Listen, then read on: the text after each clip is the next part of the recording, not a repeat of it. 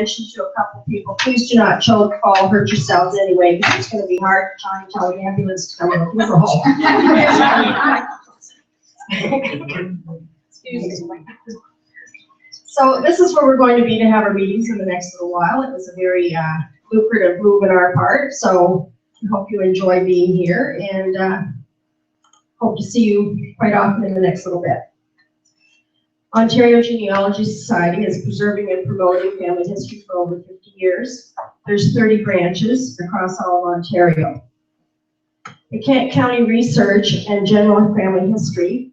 We mentor, we assist, we have a quarterly newsletter, monthly meetings, and resource collection. Here's some pictures of our library. We're on the second floor of the main library on Queen Street. If you go up the library and look straight out, you'll walk right into our room. We do have a website. We also have a Facebook group, and you can look at both of them and enjoy it. April, we're having the Fabulous 5. Members of our branch will discuss 5 fabulous family research tools, tips, and resources. Newspapers are a gold mine. Veronica Mandel from the School of Journalism at St. Clair College will discuss the important role for newspapers playing in a family history research. And the Kent branch has several special events. We've been invited to do a historical society dinner and walking tour in Dresden on May 17th. It's a roast beef dinner by St. Andrew's Presbyterian Church, and the cost is $15. The sign-up sheet is here and also at our Kent Branch Library. If you're interested in attending as part of the Kent Branch event, please sign up or contact Cindy Robichaud. Genealogy Conference is being held in Toronto this year, June 3 to 5. Places are filling up very quickly, so if you're interested, you'll have to hop on board very, very quickly. Now we're having our annual meeting this evening, so I'll call upon Shirley Streetman to do the meeting. Yes, to chair the meeting would be appropriate. I'm going to chair the meeting. And I am, as Sarkis said, I am Shirley Streetman. I am the past president of the Ontario Genealogical Society and a member of Kent Branch. And so it was decided that I would chair the annual meeting this evening. And you all received in your postal mail or on your email all of the documents we're going to be talking about this evening, and much of what we're going to talk about will also be shown on the screen for your reference. So I would recognize a quorum, so we're ready to move forward with our meeting. And I'll just remind you the rules of conduct for this meeting. I would ask people to stand if possible if you're going to speak, so that you could be recognized and heard. I would ask that you again try to speak clearly and loudly if it's possible. I can run the microphone to you, but I have to tell you we have a great program tonight too, so we won't be too long. I can run fast, I can talk fast too, so how fast can you listen?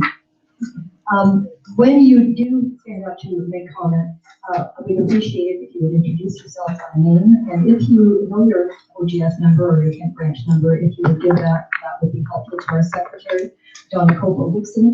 Donna Dixon is being our secretary tonight, and we thank her for doing that. And so anyone who makes comment or moves or seconds a motion will be noted, and we'll look your member number up if you don't have that at the top of your head. And I know I didn't use to either, but I use it so much now I know it in my sleep.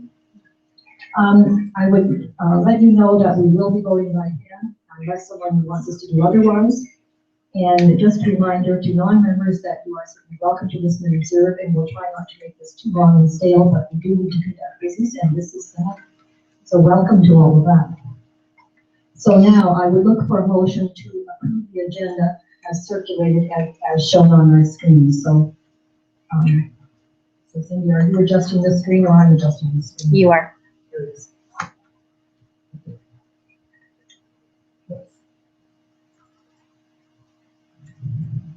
I'm thinking there was more to the agenda than that. Yep. Well, you're putting the agenda in, never mind, we're moving on. You got a copy of the agenda. Could I have a motion to approve the agenda as distributed? Judy Bouchard, and seconder, Ed Parr. Okay. All in favor of the motion? Anyone opposed? Good, because we don't want to have a lot of discussion on this and I want to move on. So they didn't call me the dragon lady in class for that. So moving on then to the minutes of the meeting of last year as circulated, and I hope that you took an opportunity to read those. And could I have a motion to approve the minutes of the 2015 meeting? Valerie Butterfield, and seconded by Fran Barco. Any discussion? All in favor? Opposed? Carried. Oh, thank you guys. And at this moment, we're going to call on Judy Bouchard, our current chair, to bring the annual report. Judy?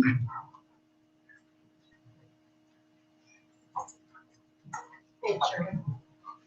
Our Kent Branch Annual Report, March the 11th, 2016.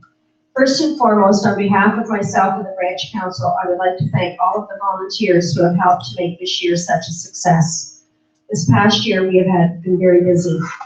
The library saw 1,000 people signing our book at the library. Although everyone has a great story about their families, one person not only is the farthest person who visited our room, but possibly the most unique this year.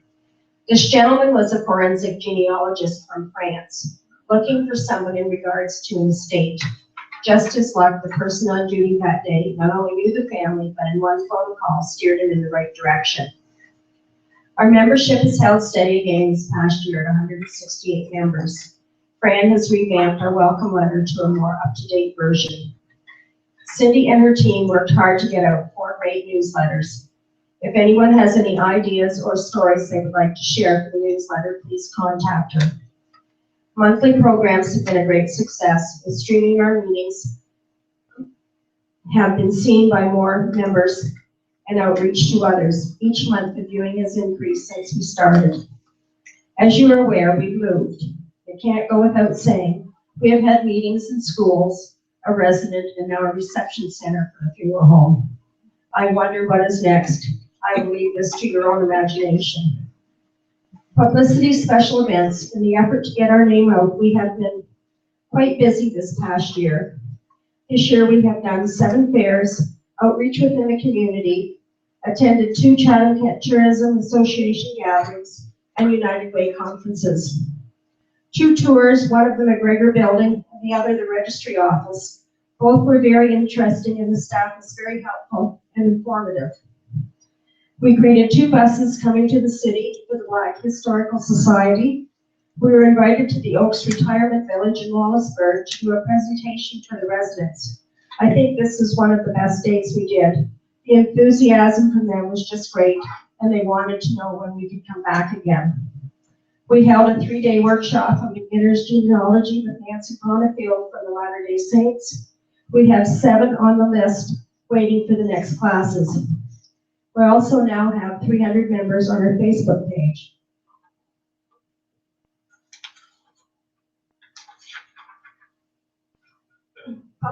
Publications was a very lucrative one this year. We had a very large order from the Chatham-Kent Public Library for publications to their satellite libraries throughout Chatham-Kent. Donna and Gordon had worked very hard this past summer, scanning and get our publication inventories in order for online orders. Scanning has started in our branch. We now have all the obits indexed and on the computer thanks to Donna and John from Harness. Indexing the Gosling genealogy, 2015 newsletters, Raleigh Township papers, and 2015 master obits, thanks to Peggy O'Rourke. Home and Funeral Home was a first for us. It has now been indexed and has information on names, births, and deaths, thanks to Linda and Fran. Catherine Motterwell Family Collection, 3 books have been scanned and we are working on putting it together, thanks to Cindy and myself. Chatham-Kent Museum has 2 books donated on land registry beginning from 1789. We have scanned the first book and are working on the second. Frank Vink has done an extraction of names from the books. Indexing also needs to be finished, thanks to Frank, Cindy, and myself.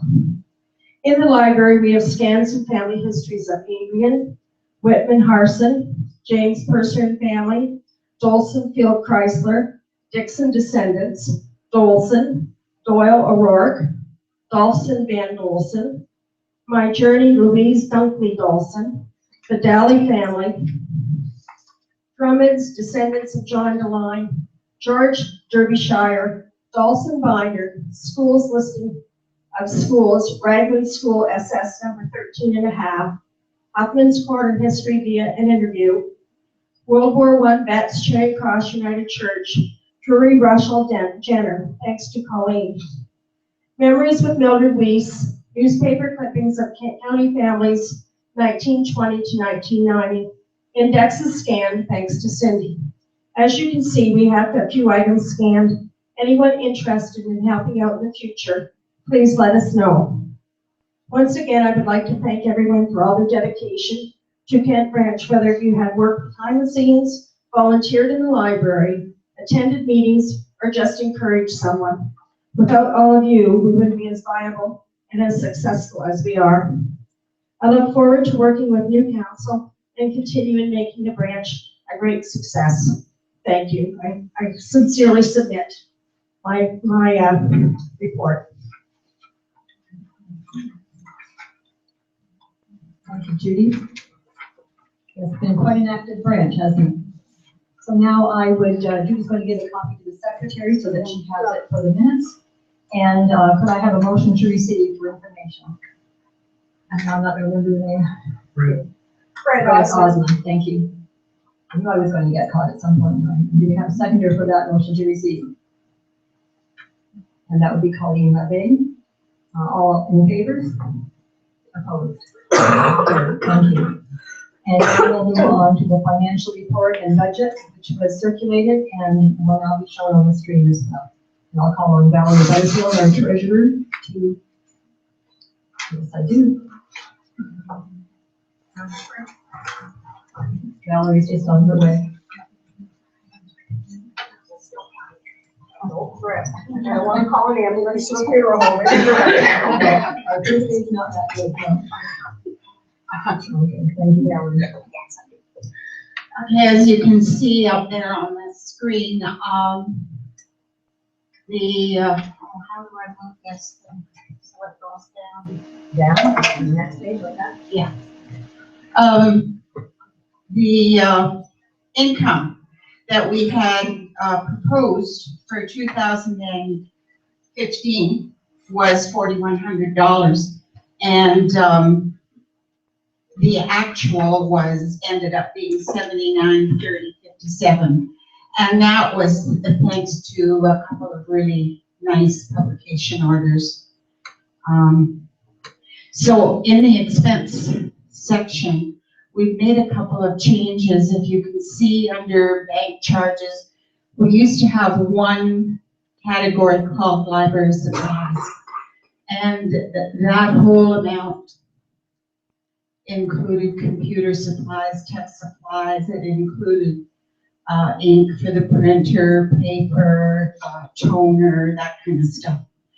And it was kind of not so difficult because I write it down, but a little difficult at the end of the year to sort of keep track of what was computer and what was paper.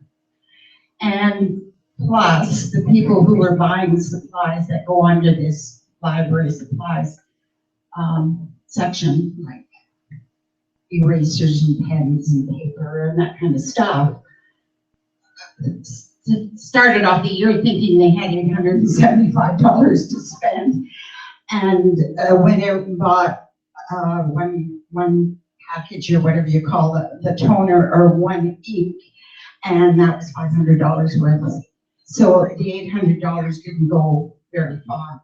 So what we did this year is we broke that in two, and that's not going to work very well either, because library supplies we have a lot of $200 for. Now, we just bought ink and toner not too long ago. We might make it to the end, I'm not sure.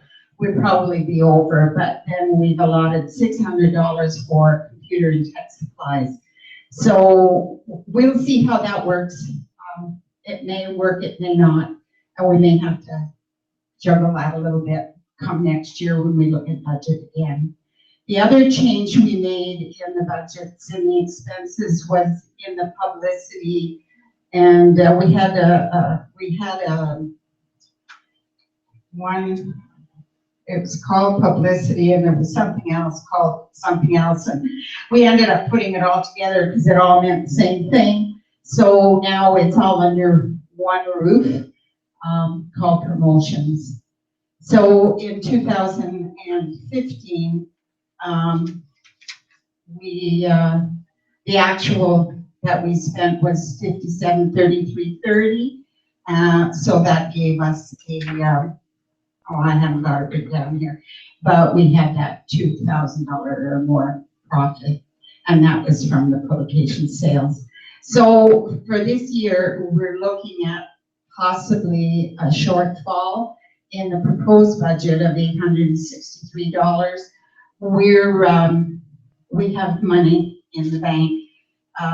We don't have to worry so much about that. I didn't put any other notes down there as far as the budget was concerned.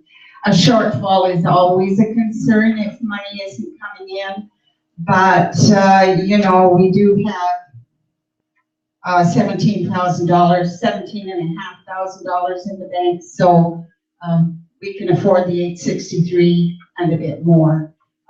So we need money to run the branch, so that's the best we could do. And as I say, I think library supplies will really go over their $200 if we need to get ink and toner. Can't be helped. So I move the adoption of this proposed budget. And if you have any questions, I'll be happy to answer them. Would you have someone who would second the proposed financial statements and budget? Fran Marco? Any discussion? All in favor of approving the financial statements and budget? Anyone opposed? Carried. Thank you very much, Valerie.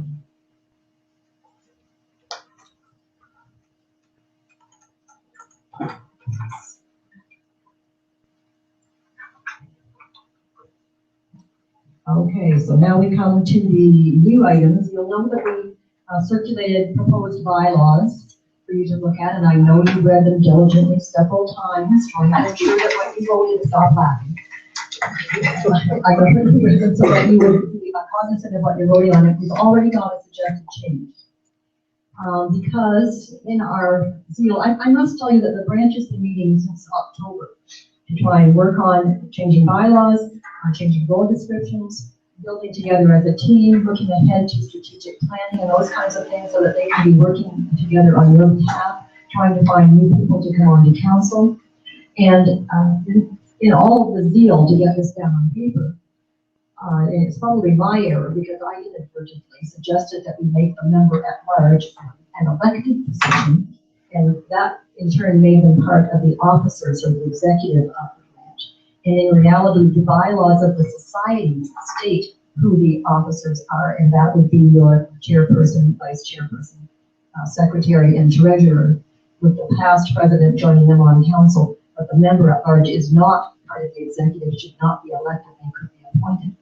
And having sat on the board of the society for 9 years, of course, we now have members at large who are elected, and so I let myself get confused. So this is my fault when the buck stops here. So we are suggesting then that we remove the member at large from the officers section of the bylaws and place them in the council section where they will be appointed. So that's basically what we're talking about doing, and then renumbering the rest of the statements in that particular section. And then in the section that talks about the composition of the council, not only did we not have the member at large in the right spot, we forgot to even do vice chair. It's been so long since we had one. We removed the person altogether, so we put them back in. And so those are the amended changes, the changes you already received. Is there any discussion on the proposed amendment to your bylaws? Okay, seeing none, could I have someone who would move that these amendments be approved so that we can add them to the bylaws that we're going to vote on in a minute? That would be Linda Patterson. A seconder for that motion, Donna Dixon. Any discussion? Does that make sense? I've made 2 mistakes. I'm trying to fix them. Okay, all in favor of these amendments to your bylaws? Anyone opposed? So then, knowing that this would be now added to that information, or change the information that you received earlier in your emails and your postal mailings, is there any, actually I should put a motion on the floor first. Is there a motion to approve the whole package of proposed bylaws that were mailed out to you several weeks ago? Don't all jump at once. Valerie Butterfield. Is there a second to that motion? Linda Patterson. Any discussion? I know you've read them thoroughly, you've got them memorized. Okay. And basically, we've done things like, changing the quorum to a lower number because we know we don't often get as many people in our meetings. We try to tighten up the language as far as the Not-for-Profit Corporations Act and the Canada Corporations Act goes, so that we try to maintain more balance with what is in the society's bylaws as well as what the Not-for-Profit Corporations Act and other acts state. So having said that, all those in favor of approving the proposed bylaws, if you raise your hands, please. Anyone opposed? Less than carried. Thank you. So now, having said that, we move on to elected branch officers. And I'm going to surprise you. I know Judy usually stands up here and says, I'll do it again one more year. We thank her for all the years that she has done it. She's not doing it again one more year. She is becoming your past chair. So we thank her very much for the years that she has contributed in that leadership role. But now, our treasurer, Valerie Butterfield, has agreed to stand again as the treasurer. And I'm going to read these all out because I only have one person for each position who offers to do this, and you know what that means unless we have any other nominations. And I will ask the question, but I'm going to ask it collectively. Our secretary, Colleen LeBay, has agreed to be the secretary. So we welcome Colleen, with your permission, in a moment. And that leaves the chairperson, right? Spit it out, Shirley. You'll remember when I took the role of nomination chair back last October, I guarantee that I was not going to be the chair. And up until last Sunday, I was not the chair. You know that? But this team has worked so hard on team building and on trying to get the branch positioned to move forward. Even my husband, who's always saying to me, back away, Shirley, back away, said to me, how can you leave them now? He's the person who got me to be a director, and then the next thing I knew, I was president and past president of the society. So I'm letting my name stand in as the chairperson of the branch. But now there's a proviso here because we have some leadership. I'm backing up. We have a vice chair. Don't everybody drop their dentures all at the same time. Cindy Robichaud has agreed to stand as our vice chair. And one of the reasons that I agreed to step in and be the chair for now is because some of the new people coming on to the council have leadership skills, but not as much knowledge of the society. Some of them have knowledge of the society and maybe not as much knowledge of leadership skills. And so I agreed to sit on the council as the chairperson for a maximum of a year or until such time as the rest of the council feels comfortable in other people moving into positions. So I just want you to know that right up front. Okay, so if all of a sudden I send out an email saying, sayonara, that will be why. But we'll keep you posted at all points in time along the way. So now, because my name stands, is there anyone who wishes me to recuse myself from the chair and have somebody else ask the question about any other nominations? Okay. Then I'm going to say, are there any other nominations for any of these positions? Don't all speak at once. Are there any other nominations? Are there any other nominations? Then seeing none, I would ask our secretary to cast one ballot in favor of electing these people as your next executive on your branch council. So welcome to our new people and thank you to those who agreed to stay. I think they deserve an applause. Thank you. And then we will move to our appointed council. Many of these positions are the ones I've been calling a lot of you about. And I may start appointing even though you say no. But we still have a member at large position vacant. I'm going to move these through these quickly because we don't want to take time from our speaker, Virginia. Fran Barco has done an excellent job on our membership. She's graduating. And Jane Teskey, who lives in Lambton County but is a member of this branch, has agreed to take on the membership, but Jane will not be at the meetings all the time to welcome you at the door and take care of those details, so Fran has agreed to continue to do that. Now, I must tell you that after many years and thousands of hours of service, both Diane French and Donna Copel are leaving as our librarians. Yes, and we have no one at this moment in time to replace them. I'm not sure we could replace them, but we may need to come up with another way of handling how we do things. And don't be surprised if we come knocking on your door looking for assistance. It may end up being 2 or 3 jobs rather than the concerted effort that the 2 ladies have done. So we really do thank them. And just take a moment to thank them yourselves. And Cindy Robichaud is still doing the newsletter at this moment in time. I'm trying to find people to help replace her, not just help her on this team, because if she's taking on the vice chair position, she's going to have other responsibilities. So if you've got skills out there, please be approaching us and letting us know ways that you can help. Cindy has agreed to continue with the program simply because we haven't found anybody else to take over the program again. But this year's program is in place. We need someone who would help them coordinate that and continue to contact the speakers. I guess start encouraging people and start looking towards the next year with the advice and assistance of the council. We don't want somebody feeling they have to do this all by themselves, but we do need people. And here's Fran's promotion. Fran is going to become a publications coordinator. And Fran knows she's got a steep learning curve and she's ready for the challenge. So Fran, we really thank you for taking that on. Don't start shaking your head now, Fran. I'm closing my eyes. Linda Patterson is offering to stay on as your publicity relations person, and she's keeping the road running already because she's got lots of things in the works. You'll notice there was a special events coordinator, and I didn't worry about trying to get that filled at this point in time, but I anticipate this branch moving forward and having lots of activities going on and lots of people helping to plan those, and we need somebody to coordinate all that. So if that's you, let me know.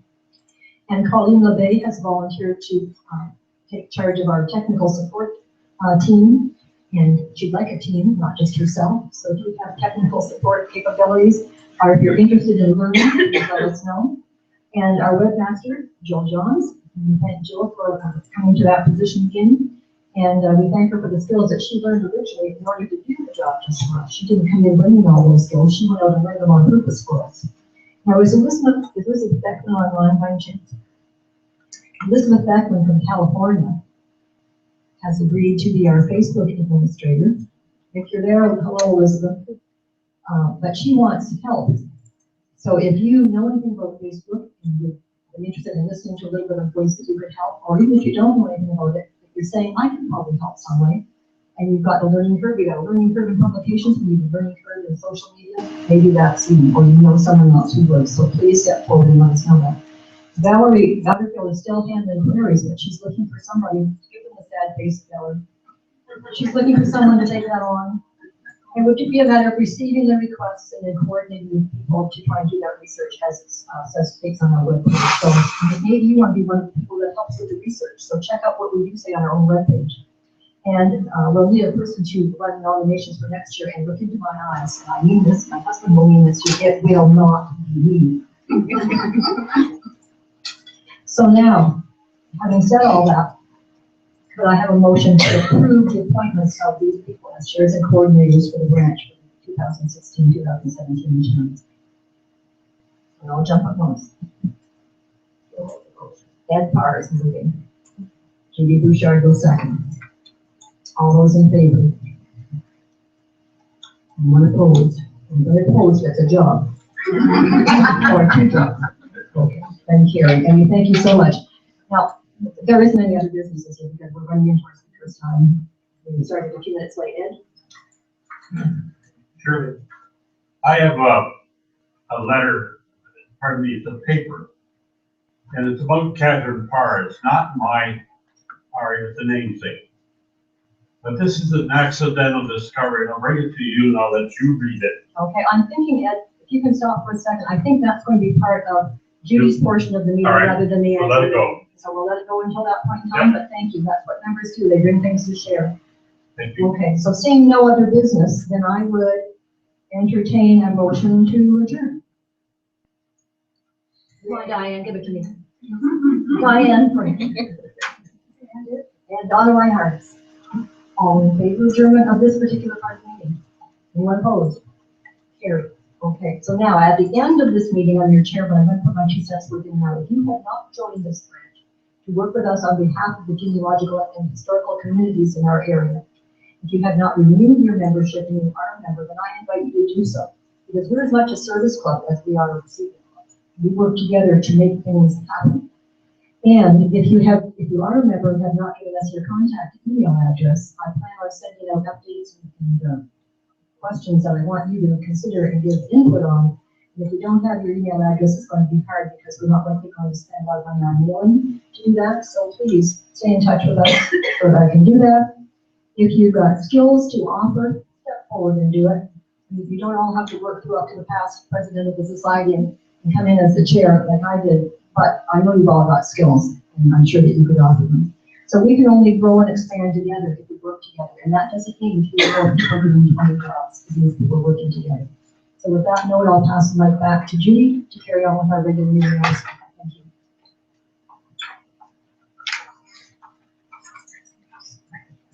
Okay. Once again, I would like to thank Donna and Diane for all the work and hard dedication that they have given to our Kent Branch Library over the years. So on behalf of the Kent Branch, myself and the Kent Branch Council, I thank you, Donna, for your hard work. And I thank you very much, Diane, for that work that you've done over the years. That certainly was appreciated. Now, Ed, what have you got to say before we get into our speaker?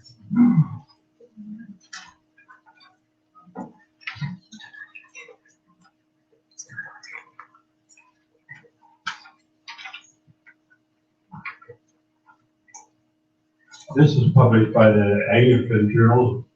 It says accidental discovery, wife of Henry VIII wrote the Book of Common Prayers for King Henry VIII. Have I got that right? Yes. Anyway, not because it's a namesake, but they have found by the Carleton University professor Micheline White accidental discovery while researching one of Parr's Ladies in Waiting. She came across a book of prayers published by Parr to the king, which we all hear by law that they can't do that. And when they got looking back in the book, these prayers are still published in the Anglican book at the back of the book and still in use, written about 1559, and they're still in use in the Anglican Church. I thought I'd bring it to you that some of these laws don't really stand up, it's just hearsay. Yes, Ed, I know I saw that in the Anglican Church Journal, and if Oh, anybody wants to read it, you can go online, and the Anglican Church Journal is on a website that you can find this article if you want to read more about it. Sure, thank you. So now, Virginia, we are waiting with a bated breath for your talk. Virginia is a former nurse, is passionate about preservation of Black history. She has assisted in many Black history projects and hopes to leave a lasting legacy of Black history information, facts, stories, and resources for the future generations. Please welcome Virginia Travis.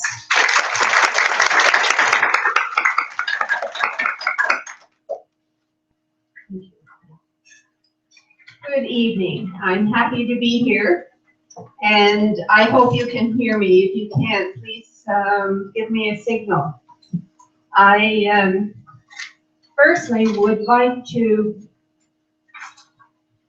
say that I do know that someone was at First Baptist Church in Chatham when in your group, when the Chatham Kent Quilters Guild was installing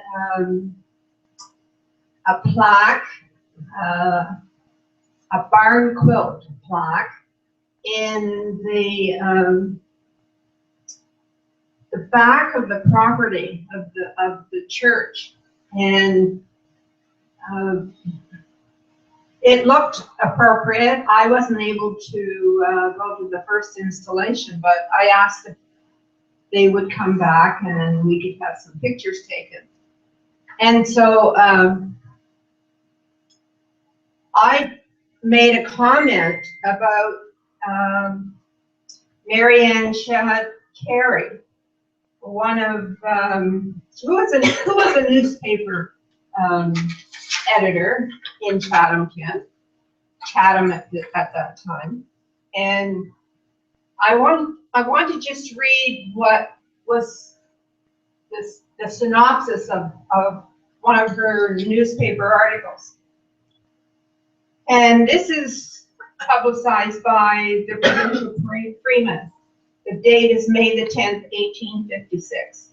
The title: on Sunday afternoon, the 4th instant, 9-person converts on the First Baptist Church were emerged in McGregor's Creek by the Reverend Mr. Campbell.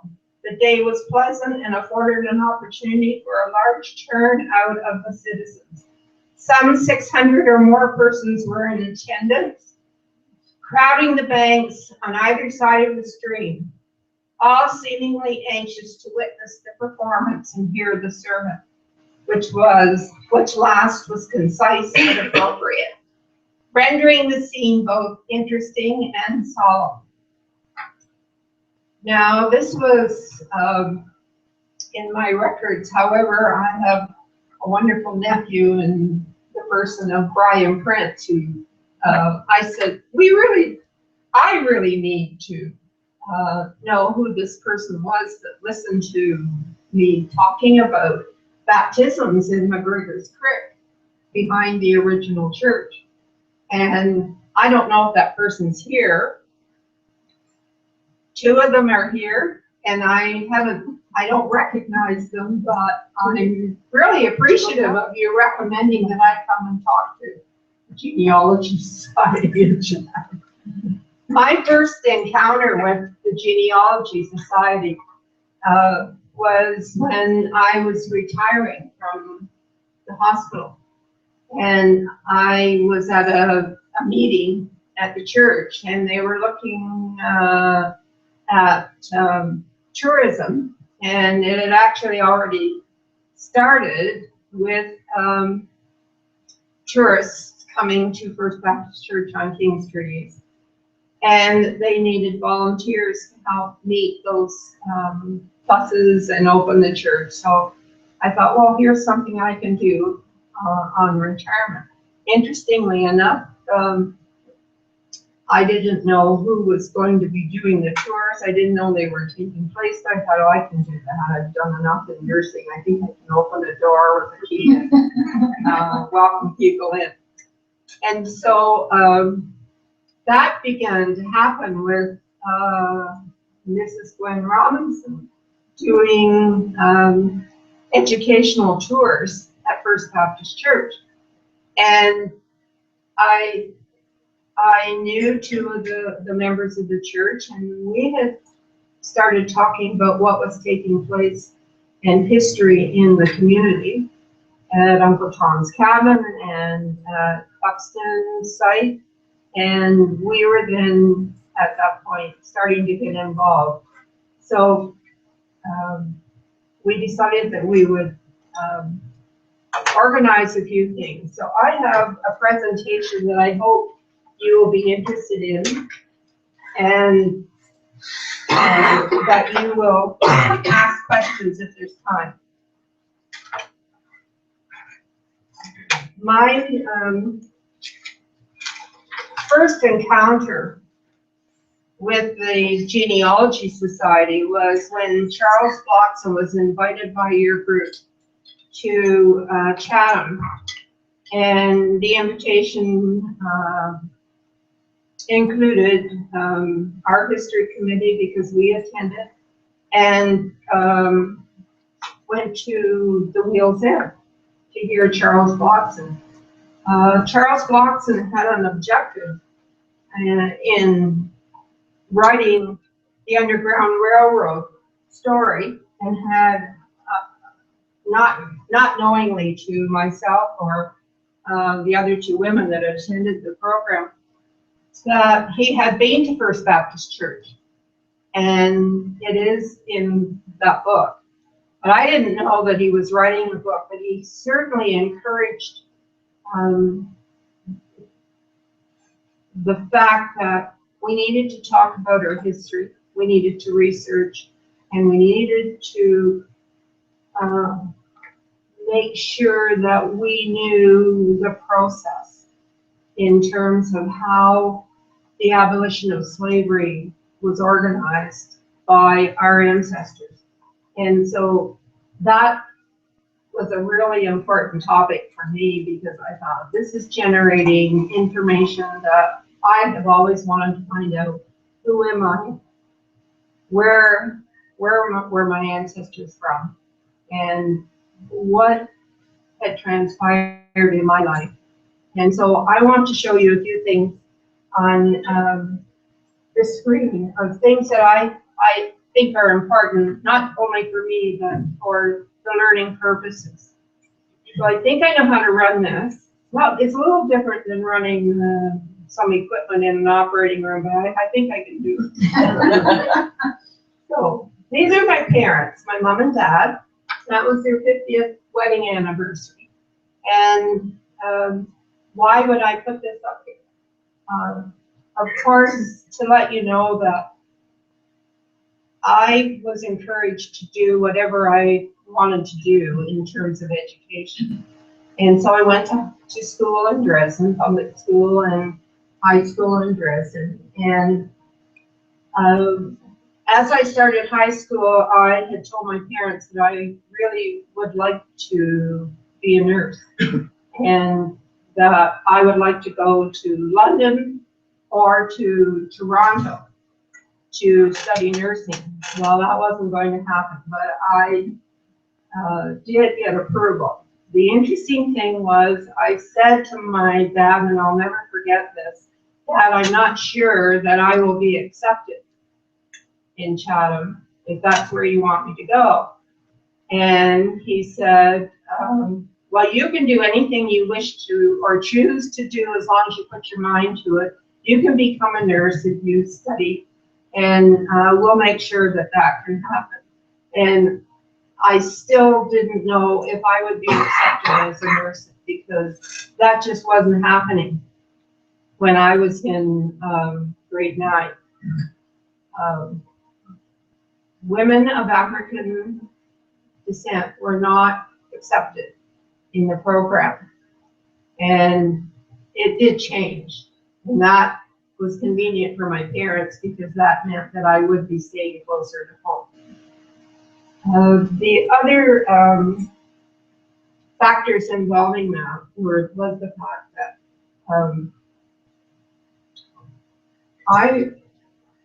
I knew that I had some ancestral information, but I didn't know exactly what it was.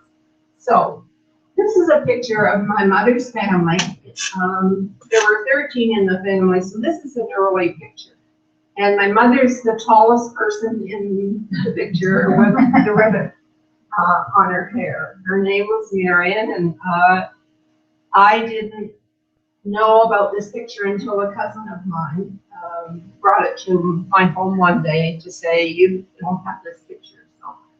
So my mother was instrumental in helping me to make the decision about, as well as my dad, you can do anything that you choose to do, as long as you put your mind to it.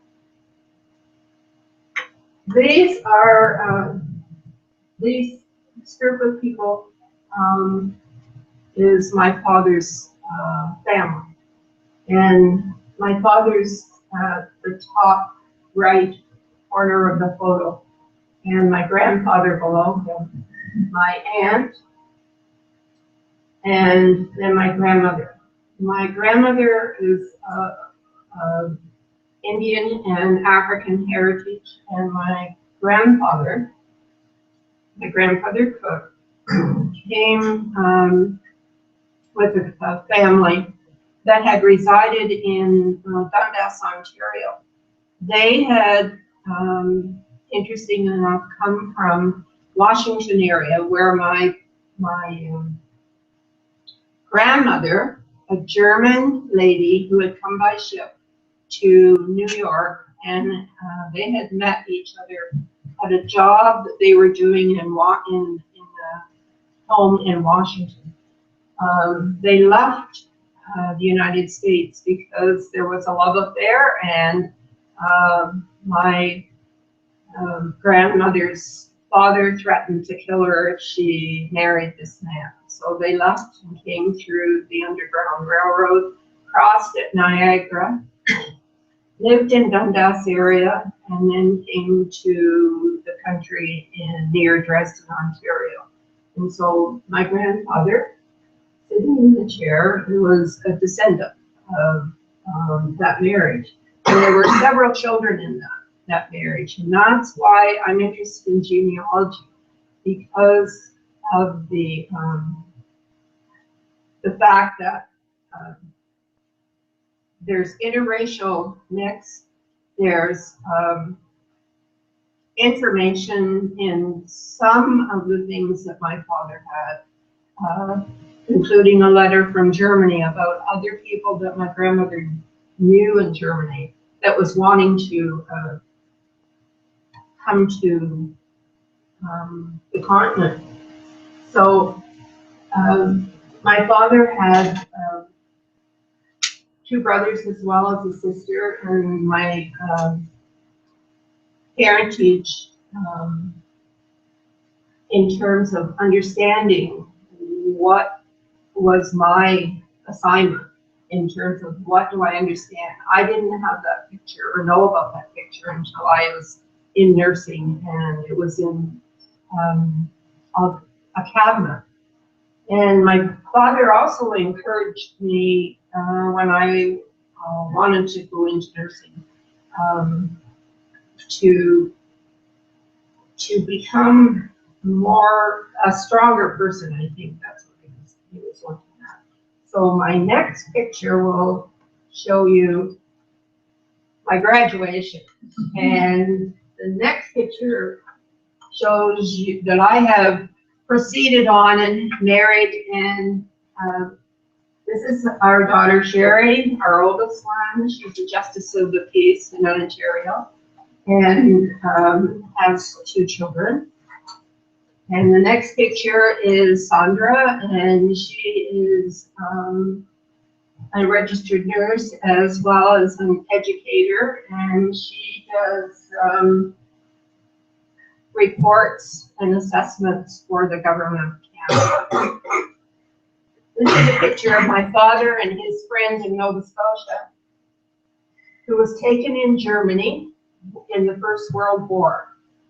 And that's when a sensitive subject arose, and I said to Dad, what happened there? You were in the First World War.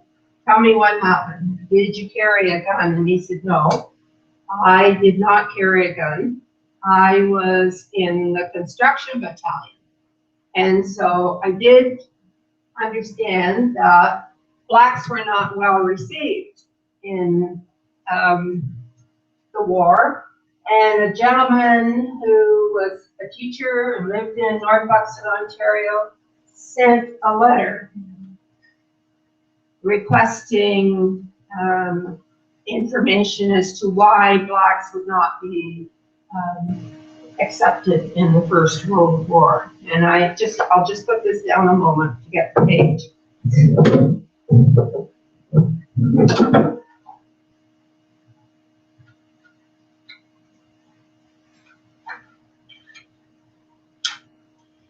This book, by the way, was written by Elven Rock from Nova Scotia, and I thought I had this marked. If I can see a paperclip at the top, Virginia, if that helps them.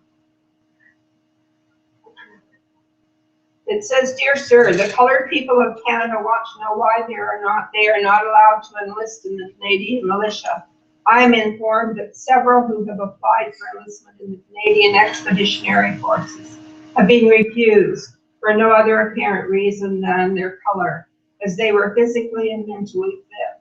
Thanking you in advance for any information that you can and will give me in regards to this matter. I remain yours respectfully for King and Country, Arthur Alexander, North Buxton, Ontario."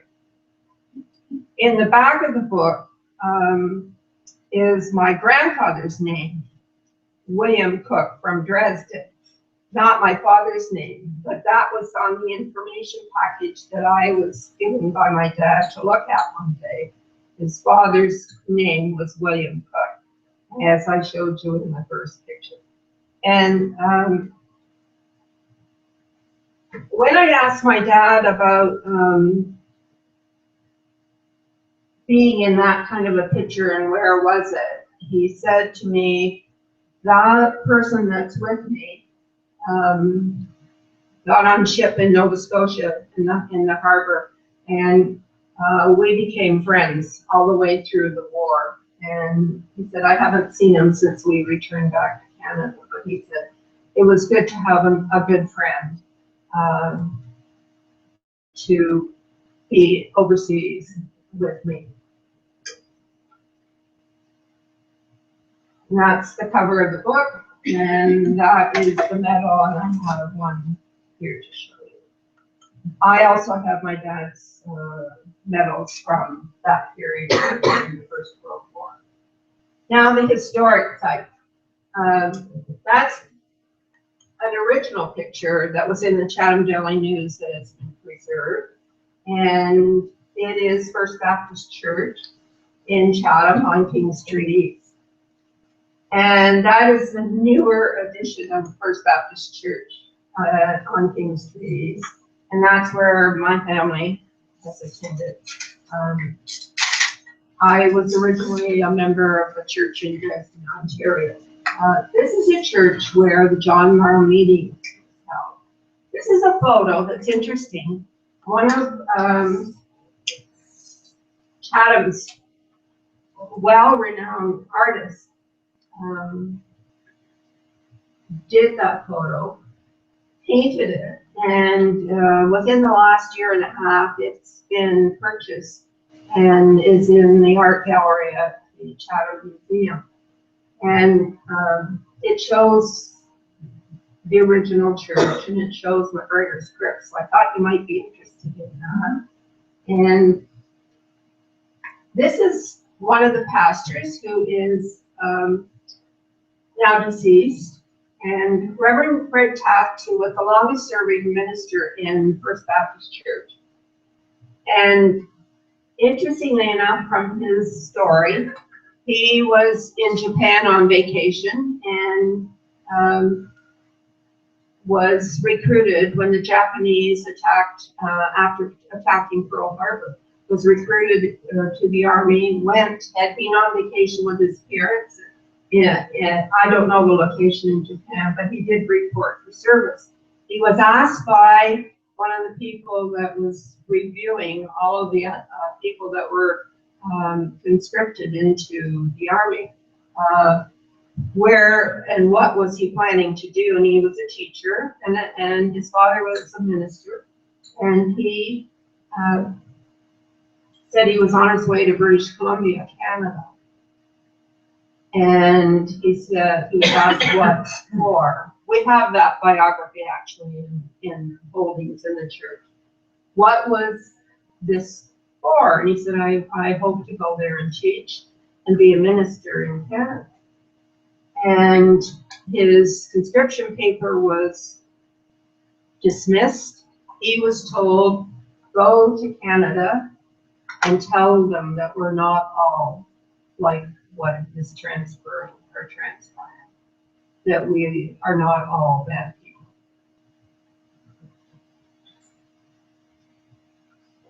This is a photo of Reverend Rosado ONeill, the first female pastor at First Baptist Church in Chatham.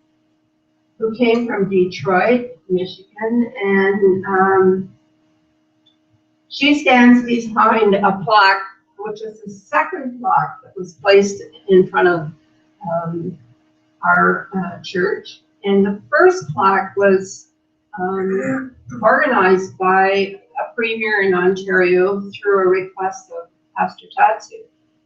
And it talks about the John Brown story and the abolition movement. And one day when the pastor was in Chatham, other than on the service day or on a Saturday visiting the sick, the provincial plaque providers were coming to take that off the property. And she happened to be coming in at the same time. So she said, what are you going to do with that? And they said, it's going to be destroyed. And she said, could we not have it as a momentum in the church? And they said, well, they didn't think it would matter, that they left it. And what were we doing with it? She said, we'll take care of it. So that first plaque was implanted in the basement area of the church and protected and saved for the purposes of history. In the basement of the church, we also have 3 murals that are on the walls of the basement, and we had an opportunity from the people that were in Toronto, and Brian Prince contacted Ivanti and said there is an opportunity if you have a project to commemorate the abolition of the transatlantic slave trade in British North America. Was what I was thinking. Okay, if we have an opportunity, we need to do something that talks about that. So it is one of 3 pictures that we have, and the first one, I'll show you it.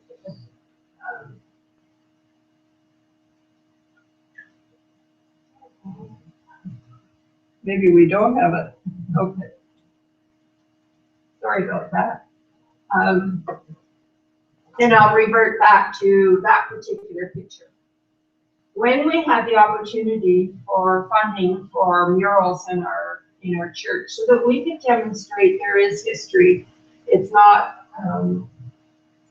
new history, it's old, it's important as far as we're concerned, it's a history committee. And so this identifies the church. It also identifies the period of time when the Union Jack was in Canada, and it has a picture of John Brown behind the church. John Brown having held meetings in the First Baptist Church, and I'm going to review or read to you some of the things that happened when the provisional constitution for a free state in the United States was being planned by John Brown. And that constitution was brought by John Brown after having reviewed it with other people in Detroit, having added to it, deleted from it, and wanting, as far as an abolitionist, there's so much about John Brown and abolition that I couldn't begin to tell you the whole story, and we'd be here till tomorrow. But it's interesting that this type of abolitionism would come into Canada, and that's basically what I really want to clarify with you. This particular area was very involved in the abolition of slavery. There were other areas, of course, in Upper Canada that were involved, but certainly the Chatham area was highly involved in that. So I just want to get the history book out, because this was one of our projects we needed to know that there was preservation of information in the church regarding the beginning of the church. So I will have to put this down to get to my page. So if you can't hear me, put your hand down.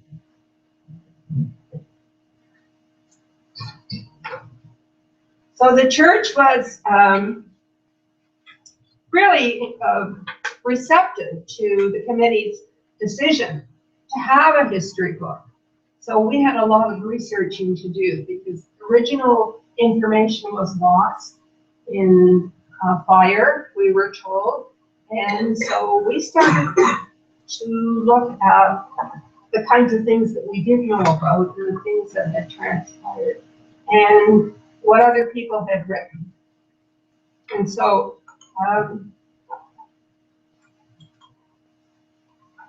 I'd like to just read you a few paragraphs.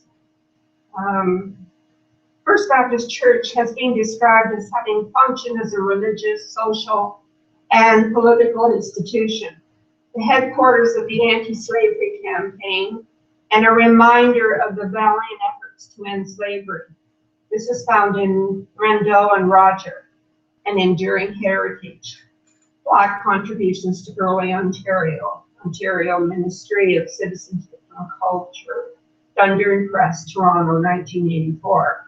This book would be incomplete without the inclusion of John Brown, for the John Brown stories relates to First Baptist Church. Although John Brown remains a controversial figure in this century, the story reviews a period in history when a culture and religion interfaces with the ethos of freedom as opposed to the human degradation of slavery. And that's what February Black History Month is about. It is to reconcile within our culture, also to understand and to learn more about what had transpired with our ancestors, and what was the most important features of Chatham area. So our committee went to work. John Brown, liberator of slaves, was born in Torrington, Connecticut in 1800. Coming from a religious background, he embraced the abolitionist movement in his early years. During his lifetime, John Brown's discipline, ideology, and moral convictions influenced his family and acquaintances, thereby gathering support for the rights of others. So that's a beginning piece of information to let you know that he was in a family with religious beliefs. He was interested in other people's welfare and basically spent his lifetime working towards the betterment of our people. Chatham was one of the Canadian communities John Brown visited.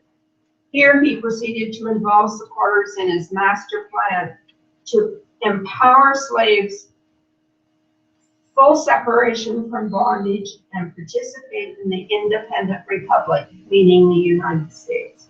This plan was designed to enable Black people following the Kansas-Nebraska struggle to experience the truth of liberty and justice and set the stage for a model community similar to that had begun to occur in Canada.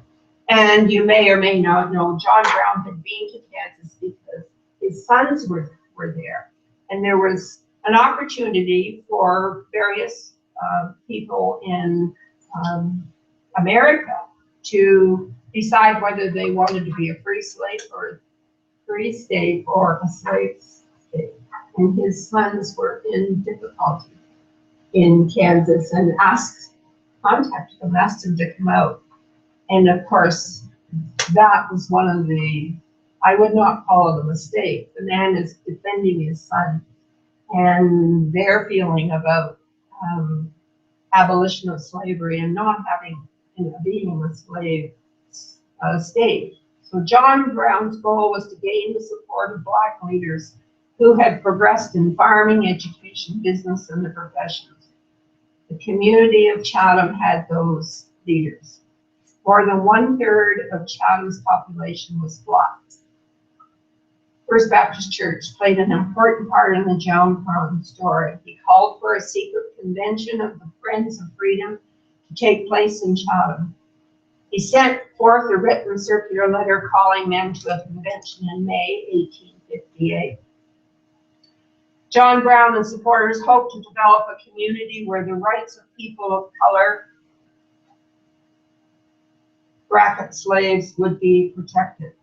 In this respect, John Brown developed a constitution which was accepted and signed in Chatham, Ontario, Upper Canada before that, as the First Baptist Church on May the 10th, 1858. There were many people at the convention, but I will tell you the list is here in the book.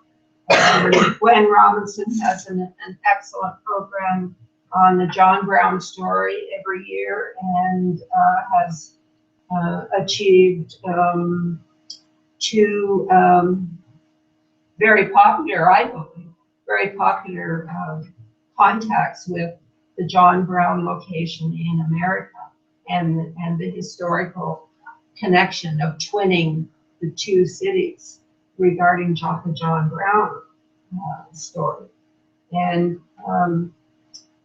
just to add this and wrap it up, the brown papers found in the carpet bag captured at the schoolhouse where John Brown went to Harper's Ferry contain a journal of the constitutional development held in Chatham, Canada in May 1858.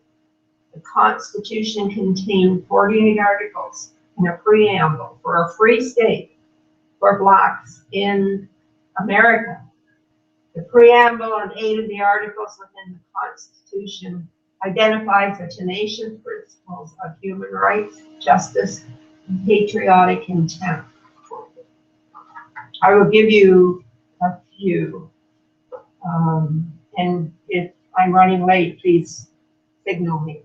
The preamble: whereas slavery throughout its entire existence in the United States is none other than a most barbarous, unprovoked, and unjustifiable war of one portion of its citizens upon another portion, the only condition of which are perpetual imprisonment and hopeless servitude to absolute extermination, in utter disregard and violation of those external and self-evident truths set forth in our Declaration of Independence. He's talking about his own country, and his goal is to have a place where African people of African descent can be and be independent. Therefore, we citizens of the United States and the oppressed people who by a recent decision of the Supreme Court are declared to have no rights, which the white man is bound to respect, together with all other people degraded by the laws thereof, do for the time being ordained and establish ourselves the following provisional constitution and ordinances, the better to protect our persons' property, lives, and liberties, and to govern our actions. There were several articles in that content and in the convention held in Chatham. And I will read a couple. The persons and property of all non-slaveholders who shall remain absolute neutral shall be respected as far as circumstances can allow of it, but they shall not be entitled to any act of protection. Irregularities, profane swearing, filthy conversation, indecent behavior, or indecent exposure of persons, or intoxication or quarreling shall not be allowed or tolerated, neither unlawful intercourse of the sexes. So that statement tells you a lot about where John Brown is coming from when he brought the Constitution draft to Chatham.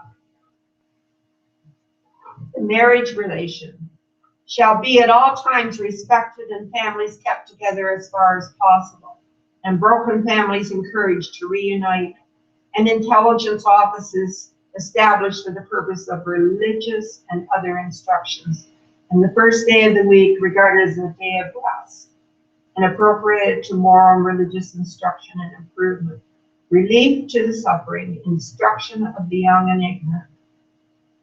And not just instruction of the young and ignorant, and encouragement of personal cleanliness. Nor shall any person be required on that day to perform ordinary manual labor unless extremely urgent cases. And so the articles were not for overthrow of the government in the United States. The articles were for independence of a culture that was being abused through the acts of slavery. We're not being provided the opportunities that you and I have been provided in Upper Canada and Canada, and our ancestors were able to make those choices.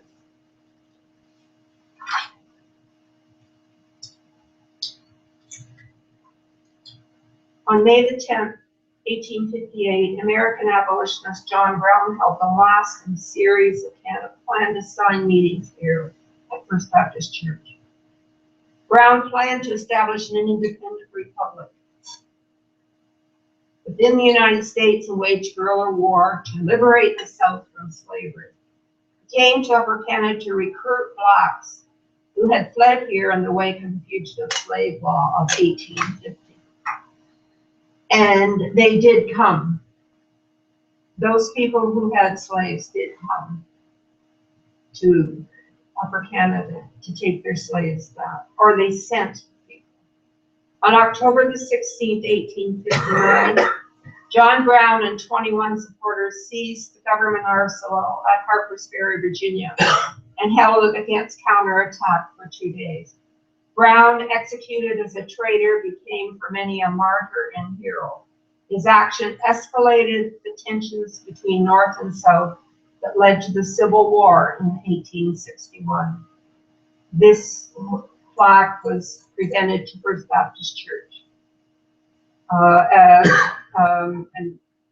by an agency of the Government of Ontario, which is the Ontario Heritage Foundation. So this plaque has been outside and updated outside First Baptist Church. And the murals depict John Brown for a purpose, to let everyone know that comes to visit, or to let our new members know this is a picture of the man that held this meeting at our church. And then the picture of the man on the right is one of the people who had been working in Mary Ann Shadterry and her family's business of the newspaper. And his name was Osborne Anderson, who returned, the only person, I don't know what I call him, returned to Chatham. He wrote a book about his experience with John Brown, and he, as a matter of fact, he was a publisher with Mary Ann Shadterry and her family, a printer, and he wrote the book so that there would be no uninformed information going out about John Brown. It's a wonderful book to read. And when we started having tours, there was a group of people that obviously knew some history at First Baptist Church in Chatham, Ontario. They brought a copy of the book and gave a copy to myself and another member of the church. How are we doing for time? 10 more minutes. Close. Yep. Continue? Yeah. About 10 minutes. Or About 10. 10 minutes? Yep. Okay. Now, this is a picture of, excuse me.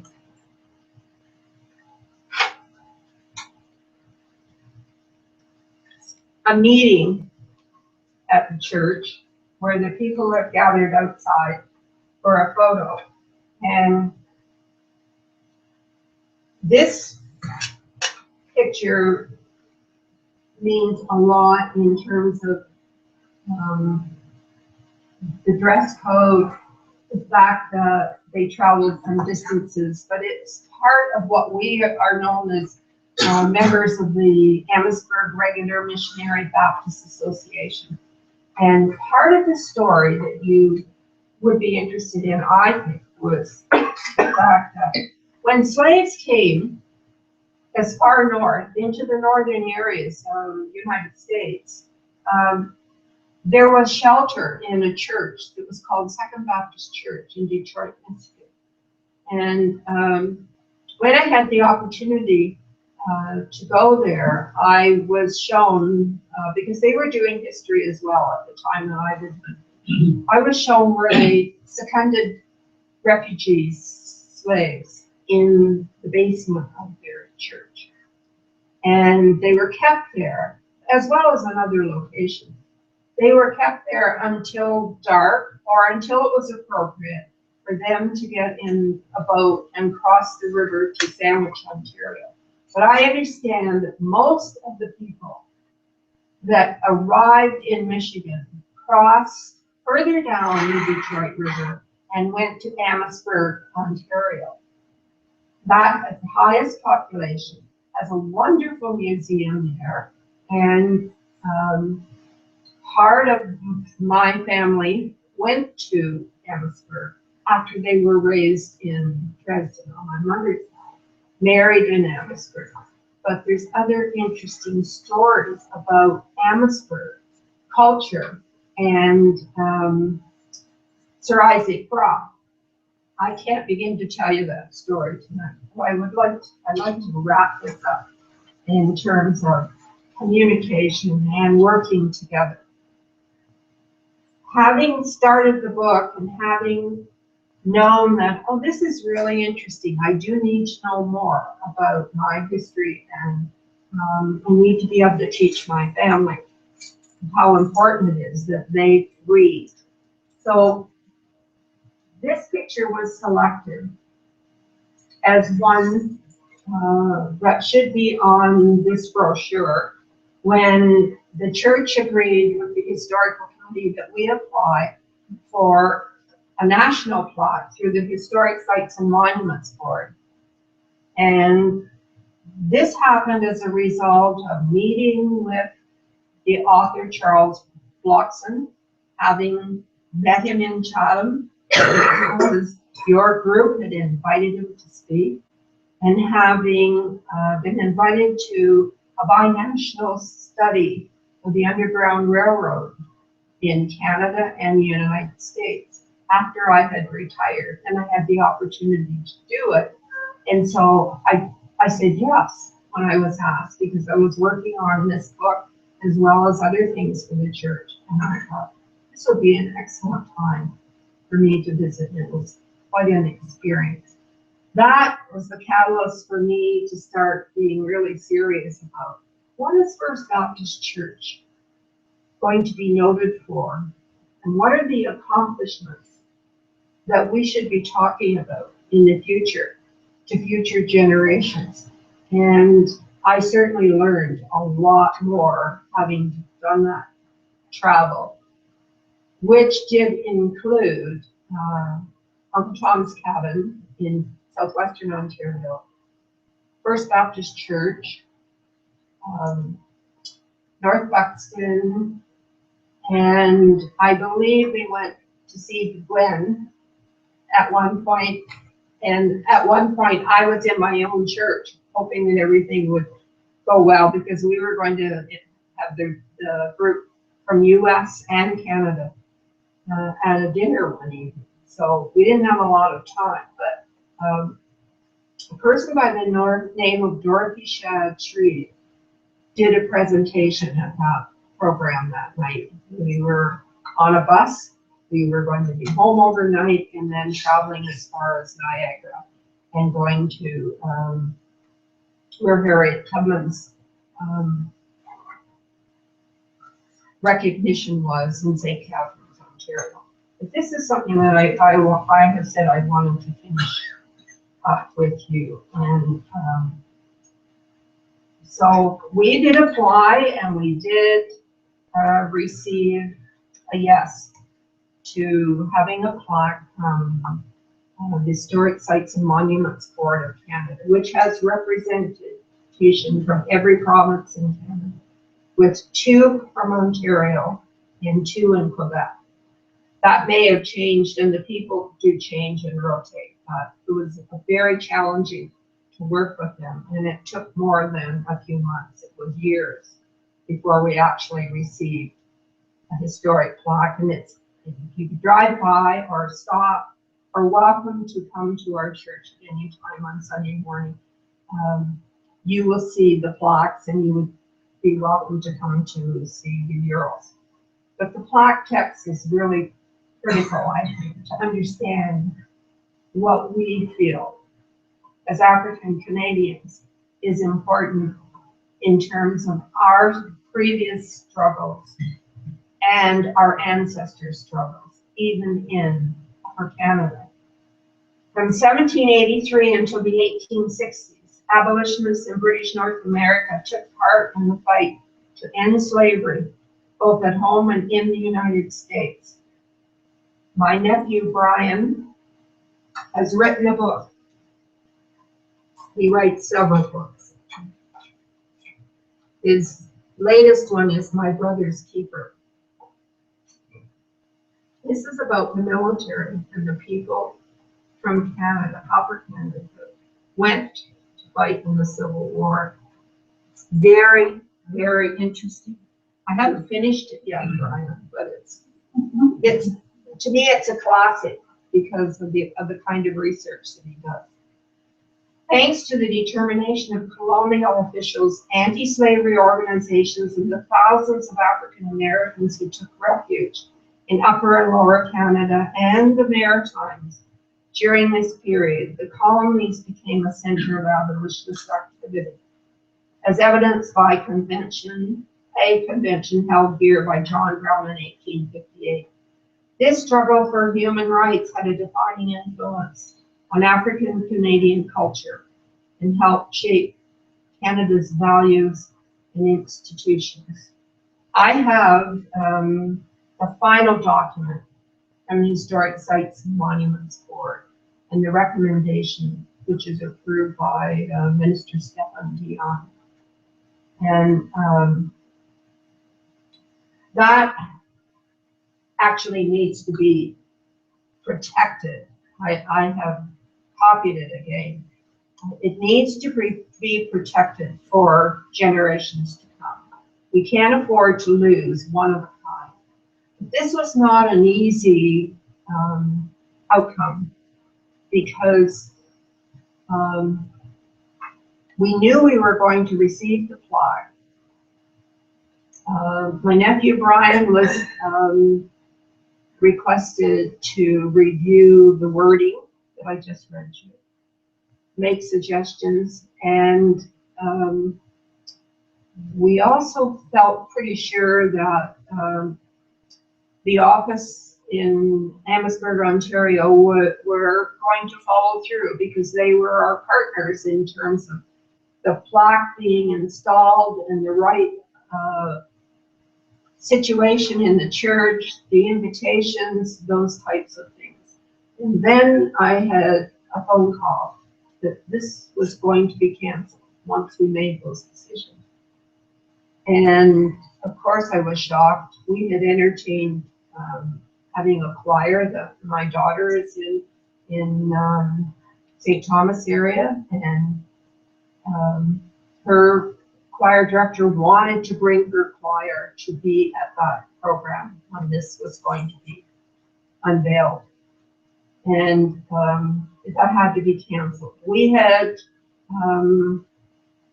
rented the room at St. Paul's Congregational, I think it's Congregational Church, and Park Street. That had to be canceled. We were going to have a wonderful time celebrating not only the fact that we were receiving the plaque, but the community was going to have more information about this region. It was to be shared. It wasn't going to be an all-black thing. It was to be a sharing time so that we would learn more about each other. And so it did happen eventually, but it was disappointing. The results of that teaches you, I believe, teaches you that the struggle was worth it. That this particular area was more receptive and more generous to the people that came to it. This is a book that I purchased at Buxton Museum, and it's called The Light of Nature and the Law of God. Anti-Slavery in Ontario from 1833 to 1877 by Alan Stoker. This book was quoted in a repeated reference to the members who would make the decision about the plaque at First Baptist Church.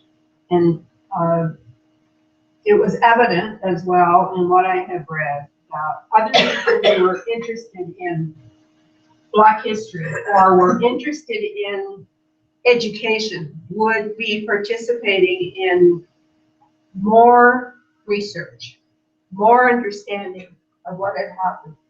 This particular book was also mentioned in the approval, and it was written by Dr. James Walker of University of Waterloo.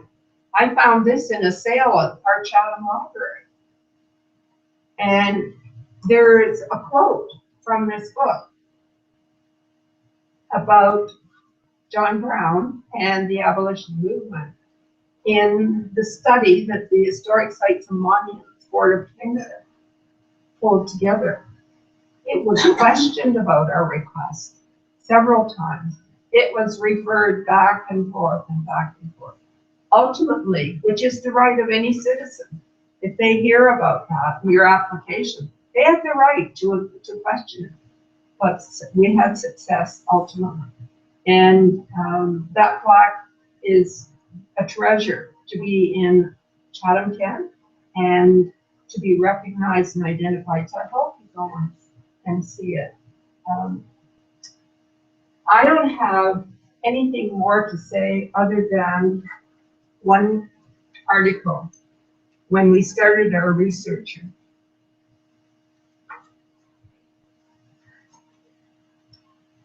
And the committee went to Hamilton because that's where Baptist church archives are maintained. And we wanted to know what the original records for the churches in the Amherstburg Association contained.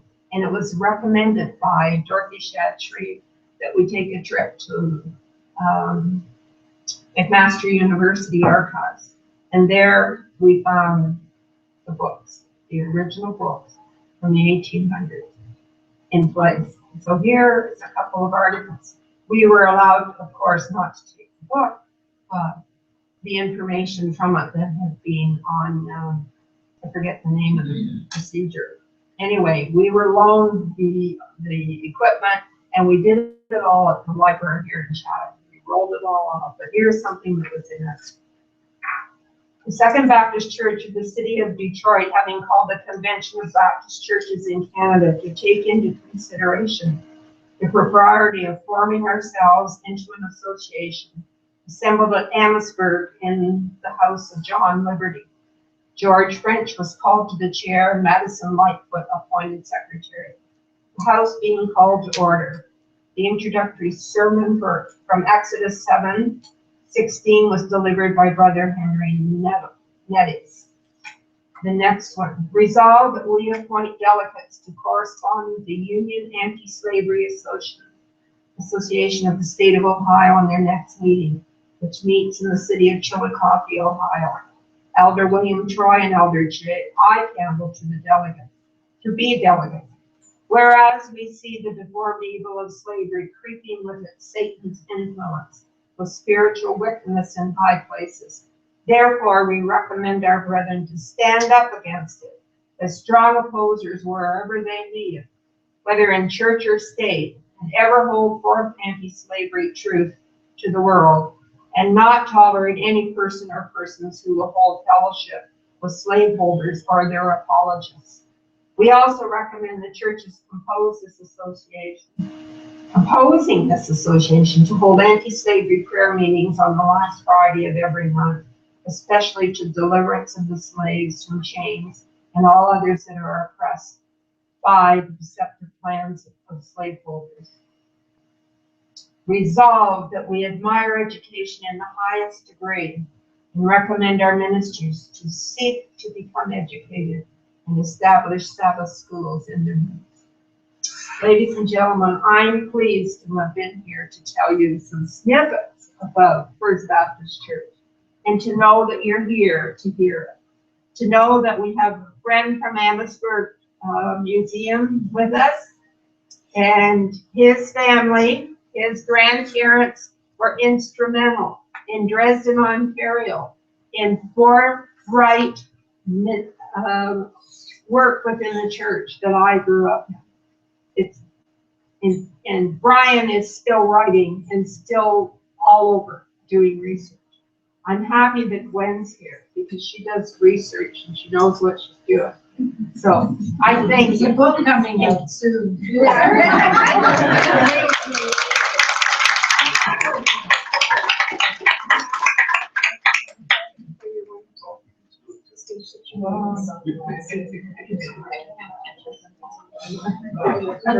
Thank you. You have more to. You have more to do. No, Your meeting. no, we're done. You have questions? Any questions? Any questions at all? No? Okay. No? You got a motion to adjourn? Motion to adjourn. Okay. Okay, thank you very much, Virginia. It was wonderful talking. Now, is this where I stand at one of the doors and look at these?